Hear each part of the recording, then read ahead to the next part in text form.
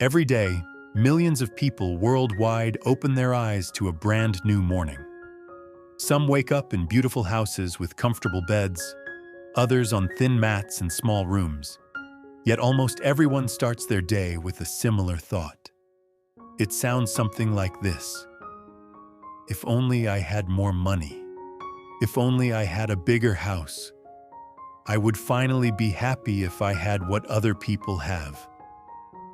We live in a time when people measure happiness by possessions. How many things they can collect, how much wealth they can display, how perfect their lives appear to others. Social media only makes this worse. Scrolling through endless photos of smiling faces, exotic vacations, expensive cars, and designer clothes, many people begin to feel smaller and smaller. They to themselves, why not me? Why is everyone else happier than I am? But the truth, the timeless secret of life, is very different. Happiness does not come from what we receive. It does not arrive with the next paycheck, or the next new gadget, or even the next promotion. Happiness comes from something much simpler, yet far more powerful. It comes from appreciation, from gratitude, from the ability to see the blessings we already hold, instead of constantly chasing the things we don't. This story is about a young boy named Leo who discovered that secret in the simplest, most unexpected way. By listening carefully, you might find something about your life, too.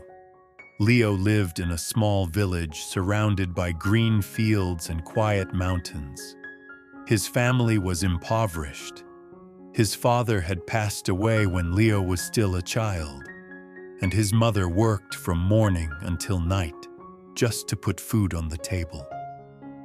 They owned no farmland, only a tiny wooden hut with 2 mats and a single old lamp. Leo often looked at the other children in the village with envy. They had shoes on their feet, colorful toys in their hands, and enough coins in their pockets to buy sweets from the shopkeeper. Whenever Leo saw them laughing together, his heart would sink. He would return home, look at his worn shirt and empty corner, and why is my life so unfair? Why do I have nothing while others have everything? This constant comparison made him more and more unhappy. He began to believe that only the lucky ones could taste joy. One evening, as the sun was setting and painting the sky in shades of orange, Leo sat alone under a large banyan tree at the edge of the village. His stomach was empty, his eyes filled with tears. At that moment, an old man appeared, slowly walking with the help of a wooden cane. His beard was long and white, his clothes simple, but his eyes were calm and kind. Seeing the boy in distress, he sat down beside him. "My child," the man asked, "why are you crying?" Leo wiped his face and replied, "Because I have nothing. I have no toys, no good clothes, no delicious food. Other children have everything, but I have nothing. I must be the unluckiest boy in the world."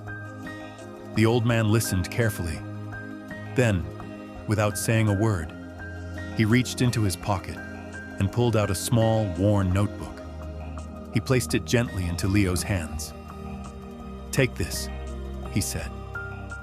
"Every night, before you sleep, write down 3 things you are grateful for. Do this for 1 month, then come back to me." Leo frowned in confusion. "Grateful? For what? I told you, I have nothing." The old man only smiled and replied, "You will understand, just try." Then he slowly stood up and walked away. That night, by the lamp's light, Leo opened the notebook. The page stared back at him, empty. He sat for a long time, not knowing what to write. Finally, after much thought, he scribbled, 1. I ate today. 2. I still have my mother. 3. I can walk and run. He sighed. This is silly. How can this change anything? But he remembered the man's gentle eyes and decided to try again the next day. On the second night, he added, 1. I have a friend who plays with me. 2. I saw the sunset today. 3. I heard the birds singing this morning. On the third night, he wrote, 1. The cool water refreshed me when I was thirsty. 2. My mother smiled at me today. 3. I found a small coin on the ground. Day after day, his list grew. At first, the items seemed small, almost meaningless. Slowly, Leo noticed things he had never seen before. The sun's warmth on his face, the laughter of children, the kindness of neighbors, and the beauty of the mountains around his village. 2 weeks passed, and Leo realized something surprising. He was no longer crying himself to sleep. He was no longer thinking all day about what he lacked. Instead, his heart felt lighter, like someone had opened a window inside him and let in the sunlight.